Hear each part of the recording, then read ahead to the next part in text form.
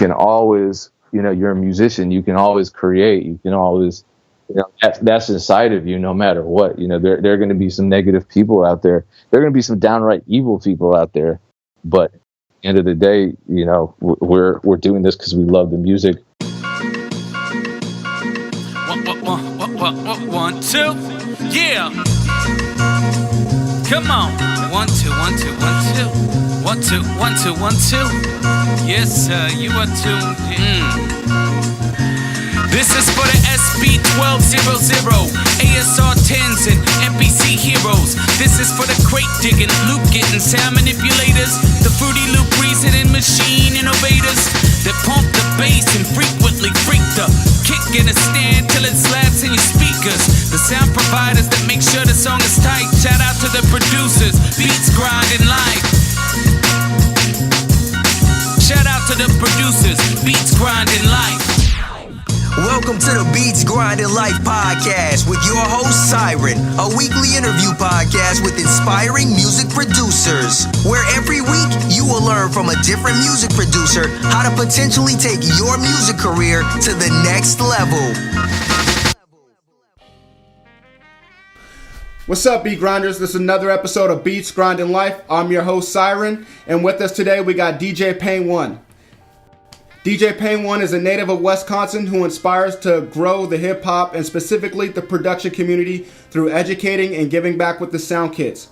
He is also known for his versatility with his beats, as he has crafted bangers with Young Jeezy, Public Enemy, Smoke DZA, Ludacris, Slaughterhouse, 50 Cent, Jahiem, and many more. Yo, what's up, Pain One? How you doing? Peace, what's going down? Appreciate you having me on. Man, thank you for coming on, man. It's great to have a living legend like yourself, man, up on the show, man. Love to have you, man. So thank you. Well, thank you. That was a hell of an intro. All right, man. Well, I just read this intro, this hell of an intro of you, man. But if you want to expand on it and let the listeners know a little bit more about you, man, you're more than welcome. Go ahead.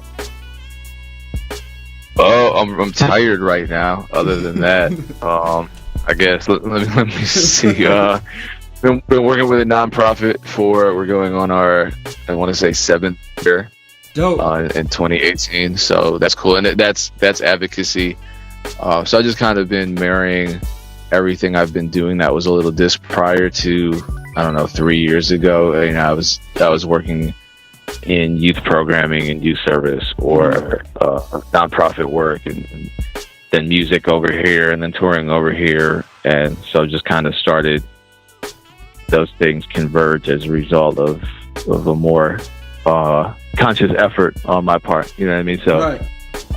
Trying to incorporate the hip hop advocacy into my daily routine and integrate my background in education with my love for music and so forth. So wow. A lot more of that has been happening, because before it's like I'm doing something, within the school district or something, but it wasn't related to music because I didn't know how to really combine the two.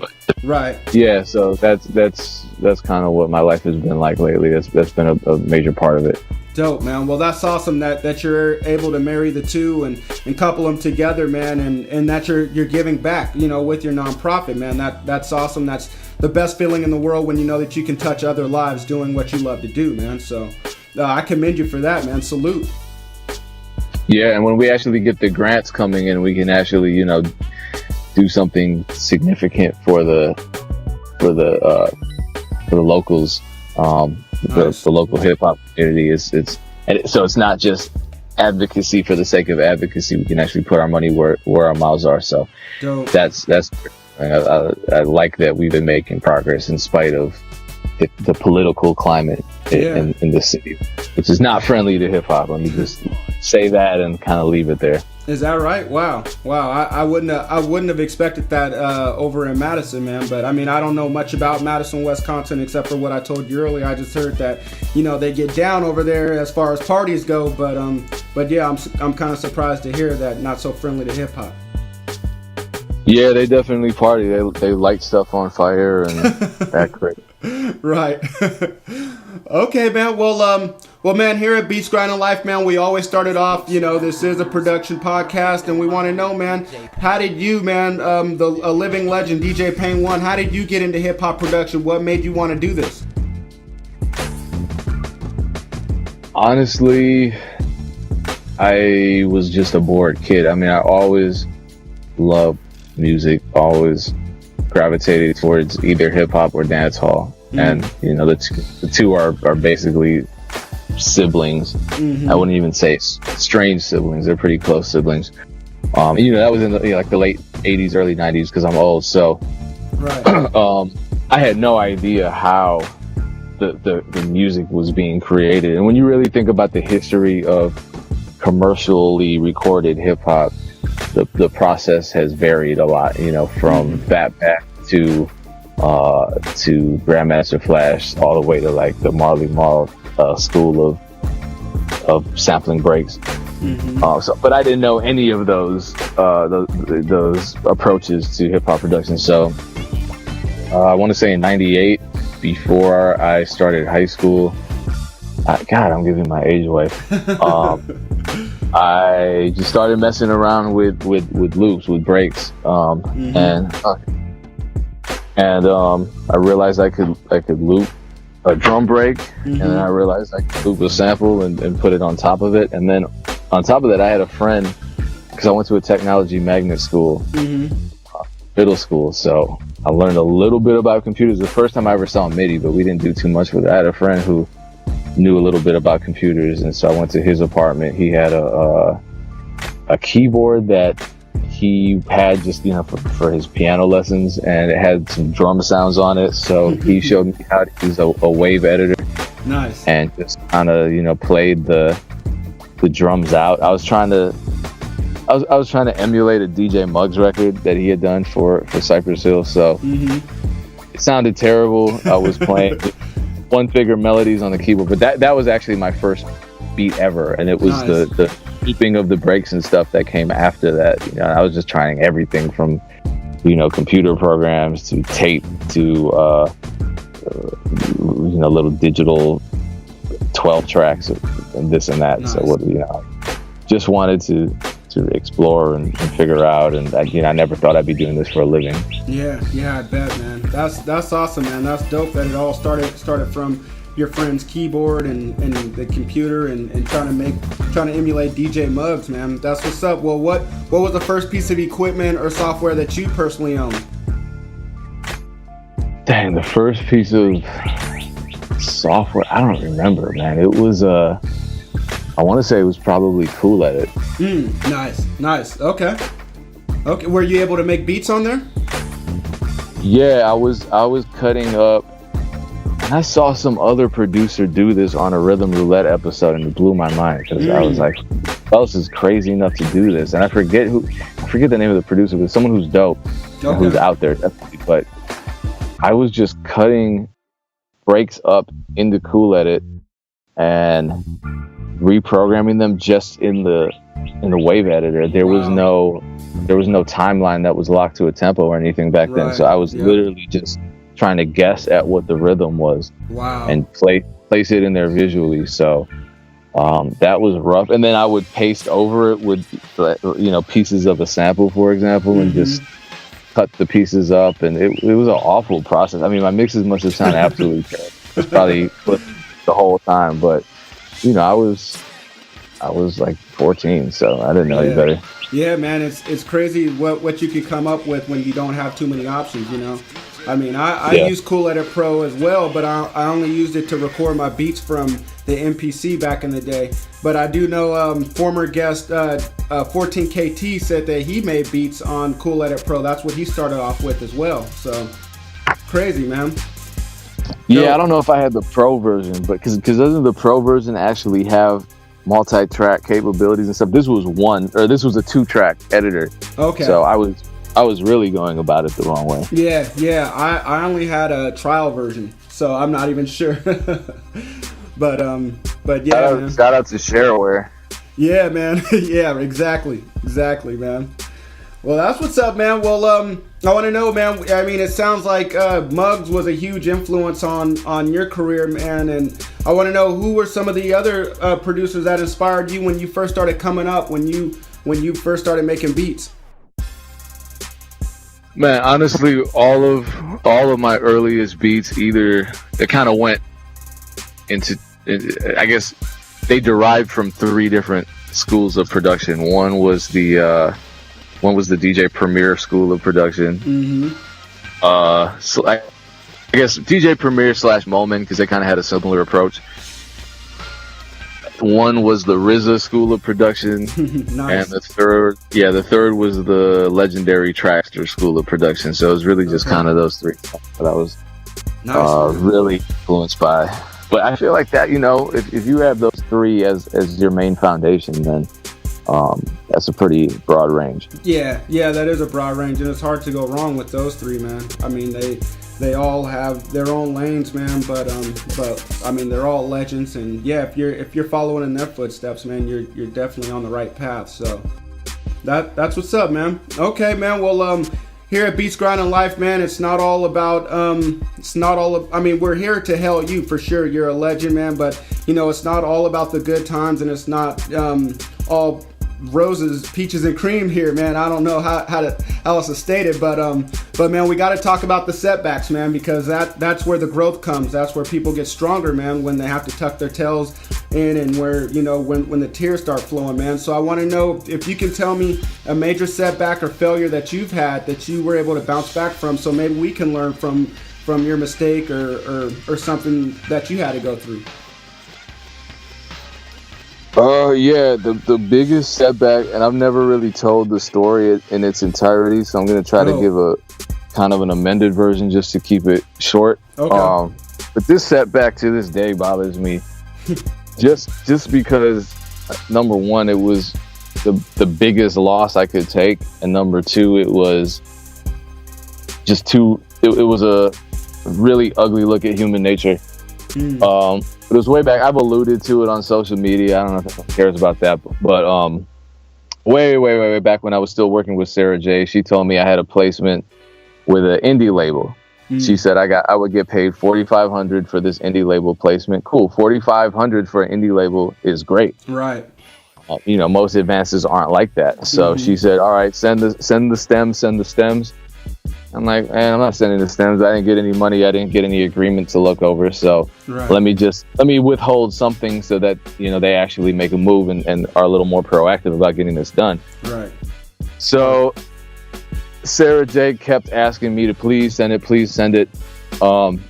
And the track was, it had a hook on it written and performed by Young Berg. I didn't know anything about Young Berg. Cool, whatever. So I still was resistant to sending the stems. Finally, Sarah J, after saying, please trust me, please just do this one thing, and I was just kind of saying no, and finally out of nowhere I get a check for $4,500 from some weird company that I've never heard of. Okay. I assumed it was the company that was either representing the independent label, right? Yeah. Or representing the artist, whoever was investing in the project. So cool, I got $4,500. There was no contract, so legally I still own the record. So if I don't have to deal with that loss, and I get the money, it shows me that they're serious, and I'm not too worried about it. Right. So I send the record. Anyway, long story short, at the time I was a radio, I guess I'm back in the radio world, but at the time I had my own Saturday night mix show, so it was a better slot than what I have now. And I was in contact with all the labels, and they were servicing records. I get a record service to me, and it's this record, and the people servicing it to me are Epic. So I'm like, yo, Epic Records is not an indie label. Yeah. So I'm like, well, what's going on? Because I never got contacted by Epic. What's happening? So I'm asking Sarah, and she goes, oh, you got to deal with this yourself. I'm like, bro, whoa, you're a producer manager. What are you talking about? I got to deal with this myself. Right. That's not what a manager does. You know what I mean? The manager is the person that makes sure this kind of confusion doesn't happen, because you make sure all the I's are dotted and the T's are crossed. So I'm checking online, and all the websites and blogs are posting the credits as Young Berg, produced by Young Berg. I'm like, Young Berg doesn't make goddamn beats. So Right. I'm texting him, and he's like, man, no, don't worry, I got you. It's all good. We're good. Yeah, but what does that mean? So anyway, long story short, what had happened, and my manager at the time, my actual manager, not Sarah J, had a good relationship with Epic. Ivan Rivera, shout out to him. He does not business anymore. But he found out that what happened was the third party that sent me the check was a furnishing furnishing company created by Young Berg, because the actual advance was $10,000. Young Berg took $6,500 of that. He also, on the producer declaration, listed himself as the sole producer, and on top of it, negotiated away a share of my publishing to King L's, which, I could have negotiated myself, because I know King L's manager did a lot of, he put a lot into the project. So it's just whack, because that could have been a huge record for King L, and it could have changed my life too. But when we took it Epic, I don't know if that's why the record just never took off, because of all the stuff that Young Berg did. But regardless, it was a loss. And you think, damn, why would anybody want to do that to me? Like, I've never done anything that bad to anybody. I've never taken $6,500 out of anybody's pocket. I've never robbed somebody of an opportunity. Right. Like, Berg is a multimillionaire. He doesn't need $6,500. Right. So what was the point of that? You could have just been honest and let me do what I do, and then help me. I could have grown, and we could have helped each other, because obviously there was some kind of symbiosis going on there. But this day, it just kind of validates my anti-sociability, because I just understand people. I don't understand Sarah J not being an advocate. I don't understand Young Berg just being an evil, devilish person, and right. So I don't get it. There's situations like that make me not believe in karma. But I didn't quit, and I think my brand is stronger than ever in 2017. So nice. Yeah, it is. Yeah, it is. But like, here's the really negative part to conclude the story. I honestly don't. Well, now here's the thing. Like, I don't know what the takeaway is. Right. Because I could tell people, hey, don't trust anybody. Right. But that's a whack way to be. I could tell people, make sure that you read your contracts, but it had nothing to do with the contract. Yep. It was pure trickery. Right. So I guess the takeaway is, don't let that kind of stuff destroy your spirit, because you can always, you're a musician, you can always create, you can always, that's inside of you no matter what. There are going to be some negative people out there. There are going to be some downright evil people out there. Yeah. But at the end of the day, we're doing this because we love the music. So yeah, that's what's up, man. I was gonna ask you, how did you bounce back from that, but it sounds like you just set it to the side and just created more and just kept growing your brand, and I guess just have a short-term memory, kind of just forget about it and just keep moving on, right? I mean, if you put everything on the line for music, you can't just give it up that easily. Right. So that's all you have, and at that point, that was 2012. Damn, man. Either 2012 or 2013. So I had already quit all my jobs. I didn't have anything going on but music, so I had to keep going. Yeah, man. Well, I mean, unfortunately, that's not the first time that I've heard about some shady dealings with Sarah J. I mean, I guess this story kind of confirms some of the stuff that I've heard, but yeah, that's too bad, man. More producers would come out and just share their stories, because there are producers out there that have so much influence that all they would have to say is, I had a negative experience with Sarah J.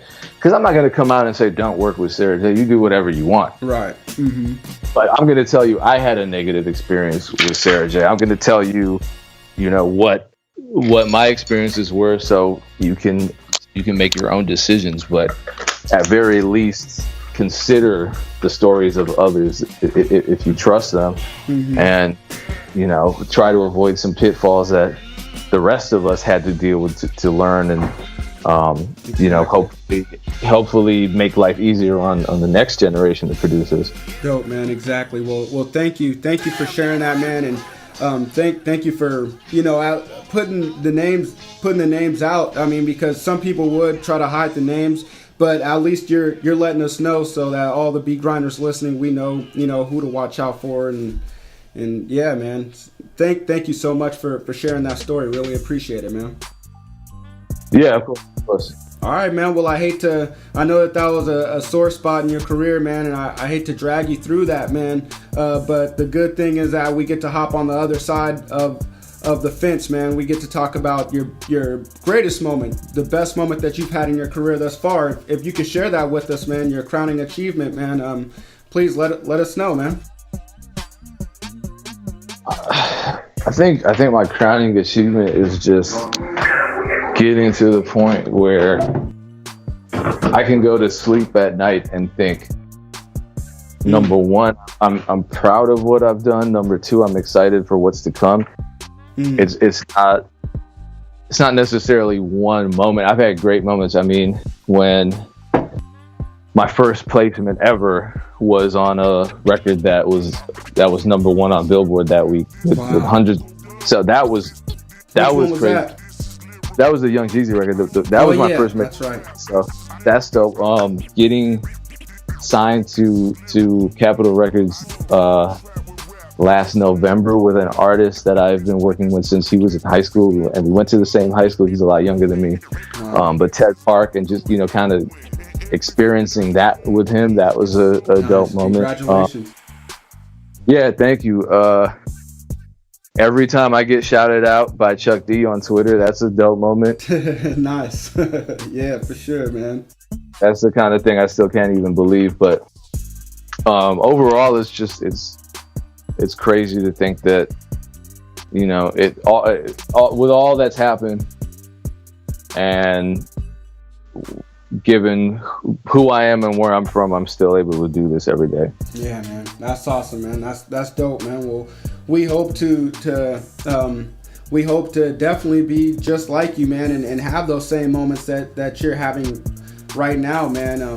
And so because of that, man, we want to know, what does a typical day look like for you, so that way we can walk in your footsteps and we can kind of emulate the things that you do so that we can become as great as you are. Oh man, lately, I just joined the gym for the first time ever. Nice. So shout out to Carbon World Health and Fitness here in Madison, Wisconsin. But it's important, man. Important to take care of your body.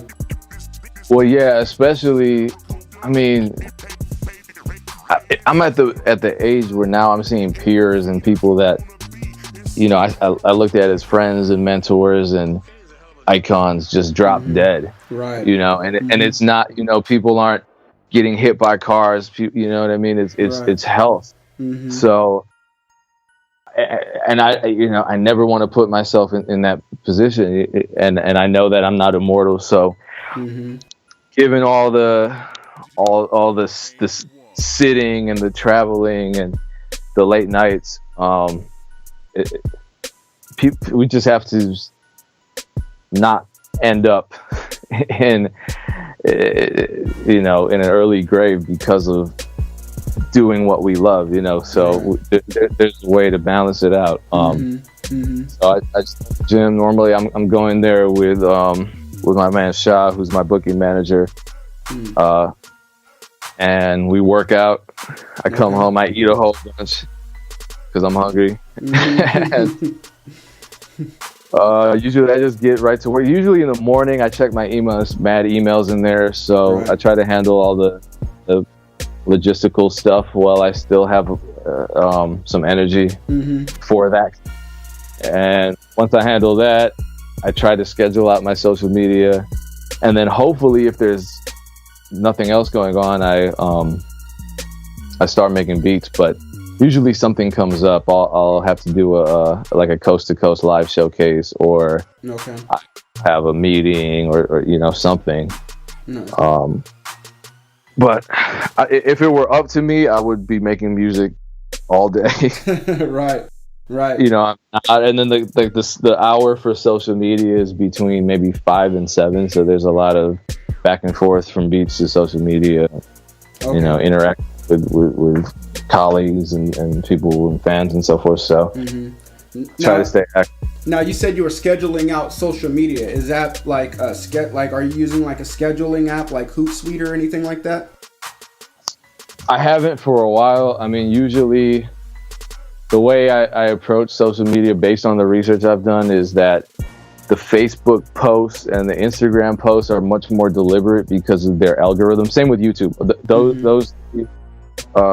Those three platforms have these crazy algorithms that really influence the reach and efficacy of your content. And you don't play those the right way, you're going to end up falling on deaf ears and wasting the content that you work so hard to create. So with Twitter, it's more about interaction. I haven't figured out their algorithm to the point where I've noticed anything more sinister than simply this post is popular, you see it more on your timeline. Whereas with YouTube and Facebook and Instagram, it's about optimizing your post and the time of day that you post, right? And the titles, the description, the keywords, that kind of thing, which is way crazy, and the thumbnails and this and that. So right.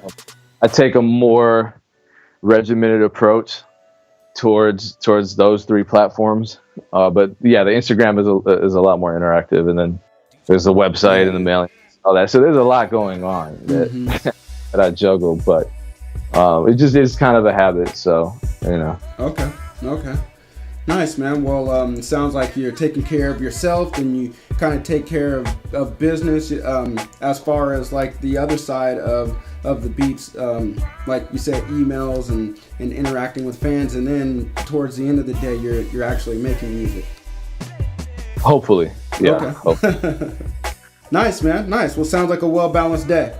That's what's up. That's all we can strive for, is a well-balanced day. So you don't want to do too much in one area. I mean, even though we would like to all be making beats, but then we'd fall off in other areas too. So yeah, exactly. Yeah, I guess the trick is to start taking pride in your successes that aren't related directly to making beats. Right. Start taking pride in the success of your social media reach, which sounds boring. I mean, when you're an artist, you just want to make music. Why would anyone care? That's the biggest struggle when I talk to, I don't want to go off on a tangent, but when I talk to artists, I say, you really got to start focusing more on your social media and branding and stuff. Like, man, what? No one cares what I ate for breakfast. And it's kind of like, damn, you're not taking an artful approach to your marketing. You know what I mean? You can make you're a great musician. You can write a great song. You have all this creativity. So just apply that same type of energy to your approach to social media and be social about it. Remember, at the end of the day, it's about people and interacting with them. So right. Keep all that stuff in mind. You're right. Nobody does care what you ate for breakfast, but what will they care about? What can they use? What are you passionate about that other people will, find engaging? Right. Dope, man. Dope. Awesome. Okay. Well, I'm sure all the beat grinders listening, they definitely took what you said, man, into account, and also they'll apply some of the things that you mentioned, especially with the social media, man. So thank you for that. All right, man. Well, this next portion of the interview I like to call In the Studio. I wish I could be in Madison, Wisconsin with you making beats, man, but we know that that's not possible at this point. I'm all the way in Portland, Oregon. You're all the way over there, so just can't make it happen. But the next best thing is this portion of the interview where I get to find out everything that you do in that studio. So you ready? Yeah. I guess, yeah. All right, man. All right. So what do you do when you first start crafting beats, man? Do you have a set ritual? Yeah. Usually it's top line melody or chord progression. Dope. Okay. Always, never drums? Probably 10% of the time it's drums. Okay. What's a not so secret weapon that you have in the studio? Not so secret weapon. Damn. Karma effects. What's that? It's a dope effects VST. Okay, I'm gonna have to look that up. All right. What equipment and software do you currently use to make beats? What's all in your arsenal right now? Still using Acid Pro. I got ASR 10. Dope. I have a bunch of modules like the ME1 Kurzweil module, the Planet Earth, the Motif Rack. Nice. But for the most part, I'm just using just the typical VSTs, honestly, that people are using. And the cheapest, I got cussed out the other day because of my monitors, because I took a picture. Man, you got some real shitty monitors, BX5. I'm like, I really don't care, because I've never heard your music and you've heard mine. So right, yeah. I love the gear head conversations by people who just really don't even make music. Who cares? Right. Yeah, exactly, man. I mean, look at your production credits, man. Obviously it doesn't matter. So then it's all about the feel too. I mean, if you feel comfortable with what you have, keep doing it. And I mean, look at the results. So yeah, who cares what anyone thinks, man? So that's what's up, man. Well, Beat Grinders, if you find anything interesting that DJ Pain One has mentioned, I will have everything that he mentioned on the website under Pain One. So go check it out. So, all right, man. Honestly, you don't hear people say that they use sound modules really anymore. It's all about VSTs. I found that kind of interesting. Yeah, I mean, I understand why VSTs are just so easy. All right, man. Well, this next portion of the interview, man, I like to call In the Mix. We're going to speed things up just a little bit. I'm gonna ask you some questions, and you can just spit them back to me kind of fast. It's kind of like rapid fire, but if you need to take your time, go ahead and feel free to do that. So, all right, man. Do you prefer making beats with samples or without samples? Damn, can I say neither? Yeah. I mean, I'm really like trying to hit that 50-50 mark, but I love samples. I really do. Okay. What's your opinion on selling and leasing beats online? A lot of people are getting rich off of it, so why not? Be as independent as possible, because sometimes the industry's not going to validate you the way you need to. Nice. Okay. Do you have a book that you think every producer should read, and that's either music related or non? I think every producer should just stick to reading online resources on social media marketing for small businesses, because that information changes regularly.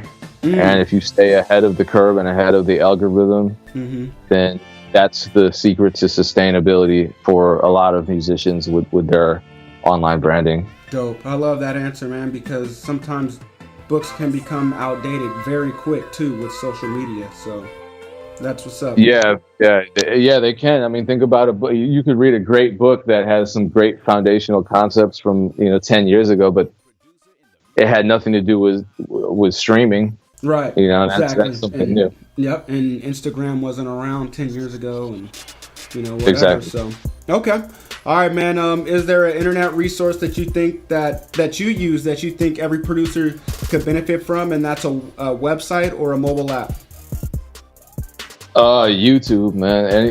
Anything you've ever wanted online is there. Any information about anything, from information on copywriting your beats, which some of which I've created, to how to use any VST and any DAW any way you want.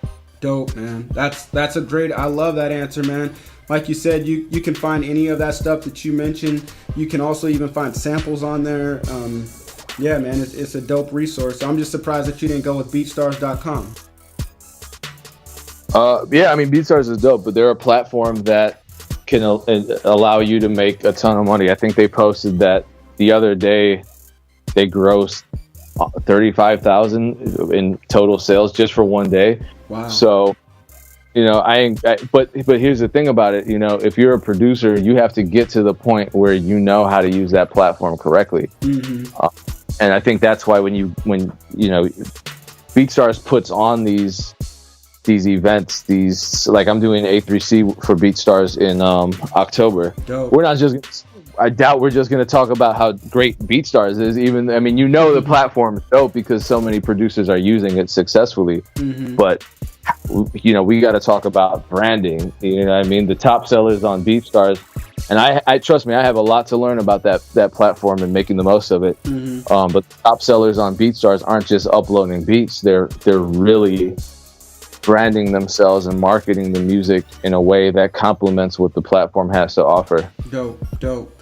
And when you say that, do you mean that they're branding themselves outside of BeatStars, like on other websites and other platforms as well, that may bring people to BeatStars? Or okay. Yeah, exactly. And I mean that's what it is. That's what marketing is. You use the platforms you have available to all contribute to one goal. Nice. So if your goal is selling more beats, then you use the other platforms to feed into that. YouTube. A lot of these the producers, I think all of them, are uploading records to YouTube because that's a great platform for music discovery, specifically beat discovery. I think if you had to rank, which websites led to new music being discovered and specifically instrumental music, I'm pretty sure YouTube even beats out Spotify. Right. Dope. Damn. Okay. All right, man. Well, thank you for giving those resources, man. Appreciate it. Man, we just found out that Mount Rushmore is going to take out all the president's faces, and they elected you to put new faces up there, but they all have to be producers. What producer faces are going up on Mount Rushmore?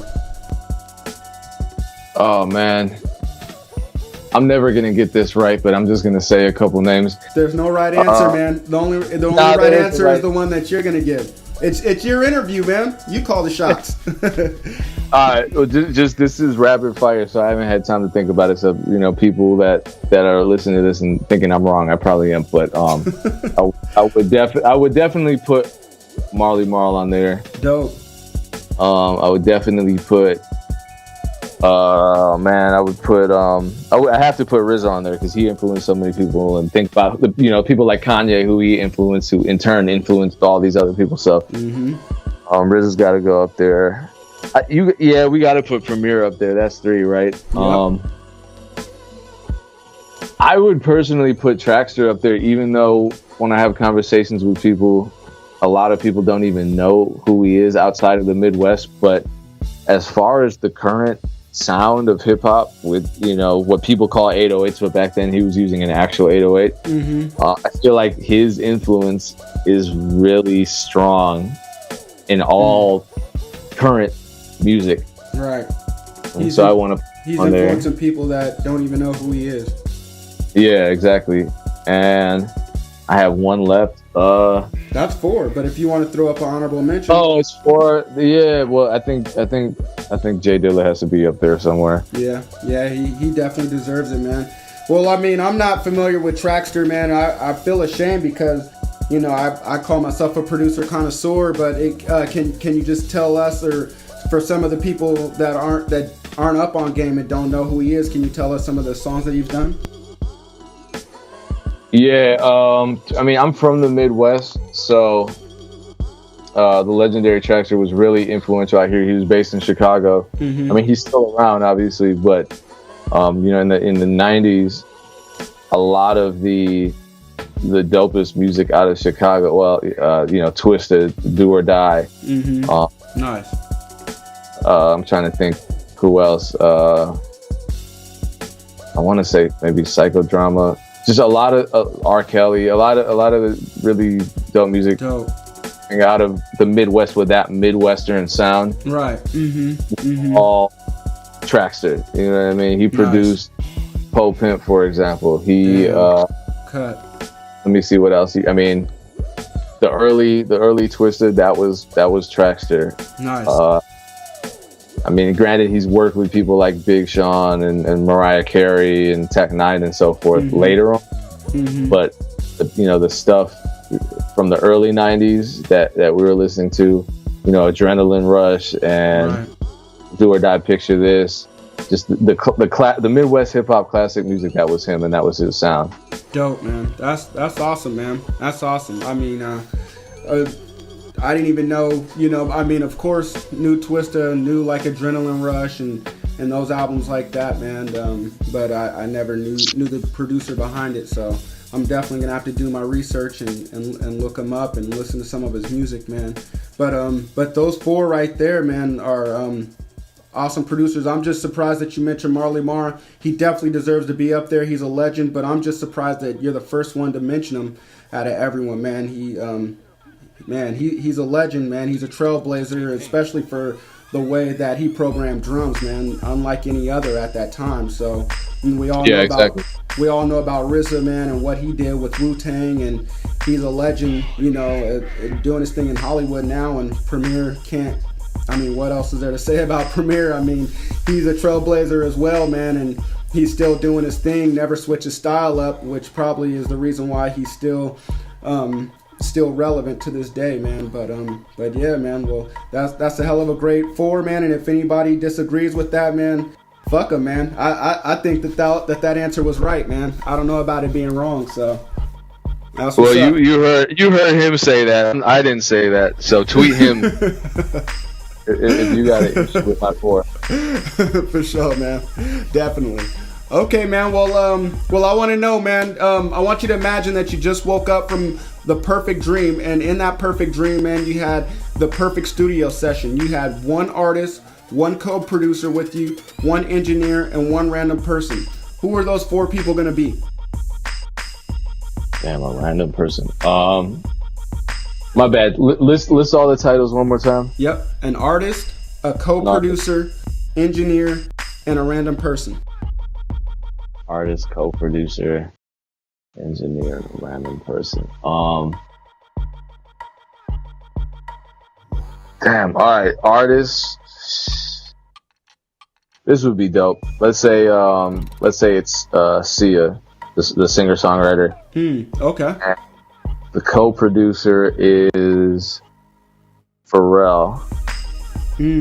Wow. So, I'm only saying that because I was just listening to a record Pharrell produced. Man, and his approach is just an approach that I would have never taken. So right. I think it would be challenging in a really good way. Yeah. This is all about me. This is my producer scenario. So I'm just being selfish. It's your interview, man. Okay, random person. Damn, who would the random person be? Okay, well, engineer. I'm gonna go with Rickaby, who's the engineer that I work with out here. Okay. And the random person is going to be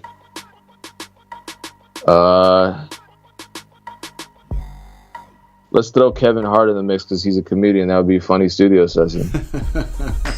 What's even funnier is the last guest that I just had, who I just interviewed a couple hours before you, said their random person would be Kevin Hart. So yeah, he's a good random. I mean, yeah, obviously the random person was the most highly paid comedians of this era, but right. I don't like super serious studio sessions because the serious part is making the music, and you have to have a fun environment where everyone feels free to express their ideas as right. freely as possible and as uninhibited as possible. Nice. And he would definitely do that, man. He would bring out the best in everyone, I believe, and leave the energy kind of loose, man. So that's what's up. So Sia, Pharrell, your engineer Rickaby, and Kevin Hart, man. That's a pretty dope four right there. Yeah, and I have weird dreams too, so that makes sense. Yeah, right. All right, well, we won't get up into that, man. We'll move on to the next question, man. I want to know, what's your favorite song that you ever produced? You know what song I really like? I really like "We Are Strong," the Lil Bibby and Kevin Gates record, because that's one of those beats that I can listen to and I think, all right, I don't hate this beat. I listen to a lot of other beats that I did where I just think, wow, I should have done that better. But with that beat, it's pretty all right. Nice. Okay. Well, I'm gonna listen to that when I get off of here, man. I like Little Baby and definitely like Kevin Gates, so I'm gonna have to check that one out. And I know exactly how you're feeling. I'm sure that some of the other beat grinders definitely know how you feel. You know, whenever you hear one of your songs, you definitely know what could be adjusted. But yeah, sometimes we just gotta let go and just let the song be. But all right, man. Well, what's an album besides one of your own that you recommend every producer should listen to, and why? Probably 36 Chambers, just because, or any early Gangstar, or any Gangstar period. Nice. Just because a lot of people don't necessarily know where the current, because I feel like the current sound of hip hop is heavily influenced by that era. It's always good to go back to the foundation to really understand what the starting point was. Right. All this kind of warped, nowadays it's super warped. Even if it's not a sample, producers are making it sound as though it were a sample. And then you have people like G Coop out here and Frank Dukes making original music that has that vintage sound. Yep. So that's a really it's a really that era I think would be relevant to a producer today. But someone coming up age 15, 16, they don't really understand where it came from and what that process was compared to how it is now is a lot more difficult. So how can you really, it's good to respect the predecessors and hopefully take what you can gain from their catalog and apply it to what you're doing, not necessarily in a direct sort of musical way, but just in terms of their spirit and their energy. Nice, man. Nice. Yeah. I like how you said that. How can you appreciate what's going on now if you don't know where it came from? You got to definitely go back and also just to go back and do your research, on just hip hop in general. If you want to be a fan of this, or if you want to do this, you definitely need to know about it. It's not just what's going on right now, but all the stuff that led up to it before. So it seems like hip hop is the one genre where people don't appreciate the stuff before the foundation. A rock legend from back in the day can come out and sell out his tour, but I don't know if a hip hop legend can do that, which is kind of weird to me. But yeah, at the same time, hip hop is the only kind of music that necessarily depends on paying respects to its predecessors, and that's exemplified by sampling. So, granted, 20, 30 years ago, there was a much more direct connection, and I think there have been a lot of generational disconnects. But you still have artists such as Travis Scott coming out and scoring a hit record with a sample-based beat where the sample's from the 1970s. So that spirit is still there, right? And so it's as long as there's hip hop and as long as there's sampling, that's all. That connection will always be there. Nice, yeah, for sure, man, for sure. I know that you mentioned Frank Dukes and G Coop, man, who are definitely doing their thing, coming out with albums for producers to sample and to listen to, man. And you're doing the same thing by creating your sound kits. Man, I want to just know a little bit more about that. How much energy and how much time do you put into your kits? A lot. A lot. Nice. That's a great away answer. A free sample. Yeah, no, I give away a free sample every Friday, so that's a lot of work, especially when I'm on tour. You know what I mean? It's sometimes I have to spend hours just scheduling out. If I'm on tour for a month and a half, that's 6 different weeks. That's 6 different samples I have to find. So that takes time, and then prepare. There's a reason I really only put out a drum kit every year, like a major premium drum kit that I charge for. The other stuff is free because it's smaller. I don't feel right charging for this kit. But if I'm gonna go all in and charge people, I try to keep my stuff affordable. If I release it, it's going to be under $15, but or it has been at least so far. But that's going to take me all year just creating the sounds, because I'm not going to sit down and just force it. It has to organically. Right. And put out something that you're not too proud of. So definitely got to spend time on it to make sure it's something that you like. So. Okay, man. All right, man. Well, if you woke up tomorrow and you lost everything that you had except for your knowledge and $1,000, what would you do in the next week to restart your career? My knowledge and $1,000. So that even includes your contacts. I mean, you're pretty much on a whole nother planet identical to Earth. Yeah, I would budget half of that for living expenses and the other half for online marketing and get my branding back, so that in the long run that money will start coming in on a daily or weekly basis and not just all disappear in one shot. And I would budget it out. I'd have maybe a 1 month plan, because you can actually do a lot with a $500 marketing budget with the online resources that we have today. Dope. Oh, nice, man. Well, that's a great answer. Thank you for that, man. I mean, what are some of the things that you can do with that $500? You can just reach people directly and target them as detailed as you really want. I mean, some of the ways you can target people, it's almost scary. I can target people based on what videos they watch. I can target people based on whether or not they visited my Facebook page within the last 30 days. You know what I mean? And a lot of people don't even understand that. They think when you run an ad, you're just running an ad, and you have no idea who's viewing your ad and who's actually consuming your content. But you can, trust me. And it's almost weird, all the access that we have.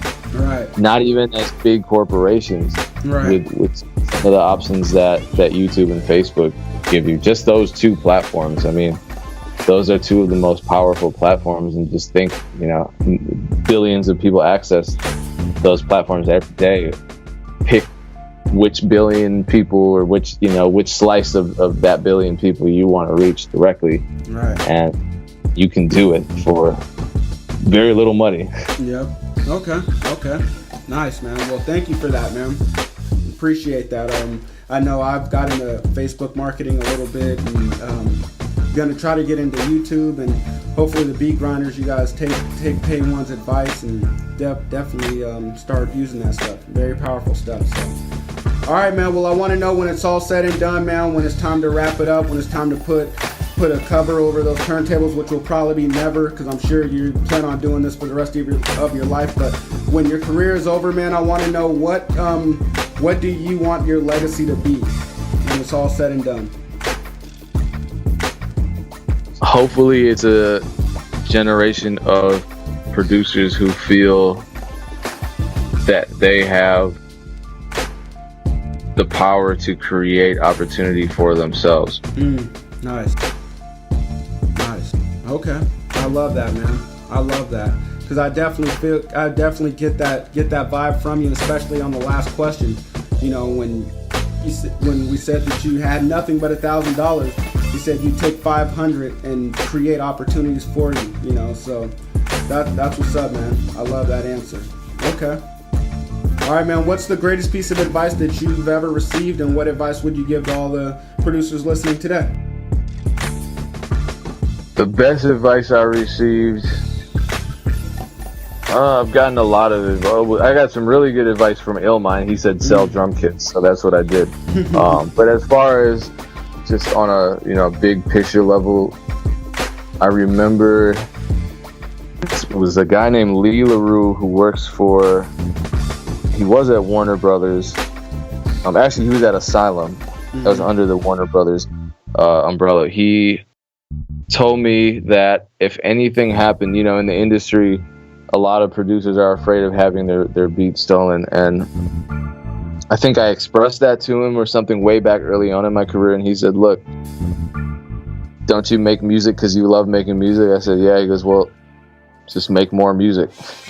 and when you think about it, every time you make music, that's a new opportunity. Yeah. So that's kind of an empowering thought. As you know, if something didn't go your way, you make more music because that's what you love, and that's now a new opportunity for it to actually go your way. Mm-hmm. And if you're prolific, and some people are very prolific, I mean, look at 808 Mafia and people like them. They're creating a lot of opportunities every single day. Yeah, nice. Okay, man. Well, man, it seems like we came back full circle to where, you know, we talked about your biggest downfall in the beginning of the interview, you know, and that was where you got your beat stolen, and now, you know, talking about don't be afraid of getting your beat stolen and ending the interview that way. So, man, I want to thank you for coming on the show, man, and definitely just giving to the community, man, and yeah, man, giving your wisdom and your knowledge, man. Really appreciate it. Yeah, appreciate you having me on. All right, man. Well, if you have any more words for the listeners, if you want to let us know anything that we should be looking out for, or what you're working on, or how the Beat Grinders can contact you, if you want to be contacted, man, please let us know. Yeah, I'm very easy to contact at DJ Pain 1, pretty much every single social media platform. Or if you Google me, my SEO is good enough where I will come up on the first, second, and third page, and that's the official pages and profiles. Definitely look out for Ted Park's project, Hello record, dropping on Capitol in just a couple weeks, August 11th, 2017, and then official music video dropping on August 18th. Nice. Okay. All right. Well, we'll definitely be on the lookout for that, man. Yeah, if I definitely see something, I will post it and let everybody know. And yeah, once again, man, thank you. I appreciate it. Beat Grinders, thank you for tuning in and listening to another episode. I really appreciate it. And like I always say, mentorship is very important. And this week you've been mentored by DJ Pain 1, so consider yourselves very lucky. And yeah, you guys keep doing what you do. Keep grinding. Peace out. Peace, everybody.